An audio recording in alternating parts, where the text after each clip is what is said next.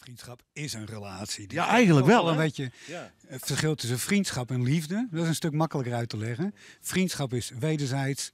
Liefde komt in principe maar van één kant. En met een beetje mazzel wordt die beantwoord. Ik ben criminoloog, misdaadjournalist. Dus eigenlijk al 30 jaar bezig met het slecht in de mens. Ja. En op een gegeven moment dacht ik een aantal jaren geleden... maar privé ben ik van het goede in de mens. Ja. Daar zit gewoon een rare tegenstelling. En omdat ik boeken maak, samenstel, dacht ik ineens... ik wil 1 keer een boek over vriendschap maken. Nou is dit boek geworden. Interviews? Nee, iedereen heeft zijn verhaal zelf geschreven. Ik heb ze alleen geredigeerd. Dus van Peter R. de Vries. Maar bijvoorbeeld Friesland, Marga Waanders, burgemeester van Dokkum zit erin.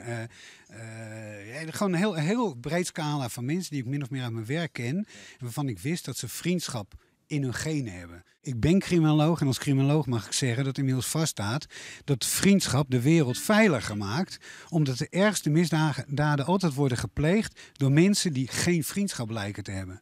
Wij gaan samen op zoek naar het allermooiste liedje, het Friese liedje dat ooit over vriendschap is gemaakt. Wat vond je daarvan? Ja, ik ben het een top idee. Ik heb je gevraagd, wil je me helpen daarbij? Want je bent natuurlijk de man om dat te kunnen beoordelen, maar ook die de wereld kent.